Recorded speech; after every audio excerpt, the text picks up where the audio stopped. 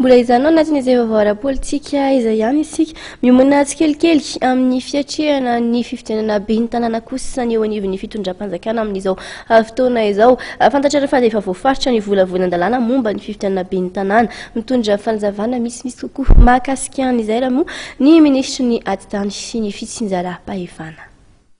Efa nisy zany ny volavolan-dalàna zay narosony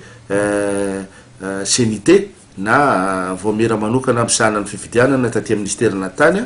de nitato ministerina tany koa moa zany de fa nanana sosikeviny ihany koa mikasika zay volavolan-dalàna zay de naravina ny hevitra anankiroa ary ny mahafinaritra am'izao fotoana zao de manana volavolan-dalàna anankiray zany tsika am'izao fotoana zao izay vonina ho aroso voalohany aloha eo anivony filan-kevitry ny gouvernementa eo anivony filan-kevitry ny ministra ary ho aroso ihany koa dinina eo anivony anteny mera-pirenena zany ka ny mampiavaka an'ity volavolan-dalàna ity zany raha atao bango tokana de zao hoe niezahana mba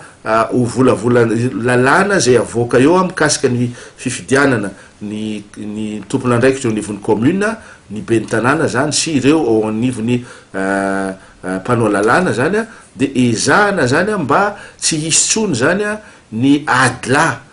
teo amin'ny mpanatanteraka sy ny mpanao lalàna zay hita teo aloha teo amin'ny lalàna teo aloha efa hita moa zay lesoka zay ny ezahana zany mba tsy hisy tsony zay zavatra zay fa mba hirindra le fiaramiasa eo anivony commune na eo amin'ny mpanatanteraka na eo amin'ny mpanao lalàna ihany koa zay ny zavatra lehibe anankiray ao anatin'io volavolan-dalàna io. Zavatra faharoa de hoe ny zana ihany koa mba tsy fifidianana tena andanimbola be satria scrutin de liste zany no volavolan-dalàna zay narosonay hodinihiny parlementa de mba tsy andanimbola be satria fantatsika tsara fa mbola mandalo fotoatsarotra ny firenentsika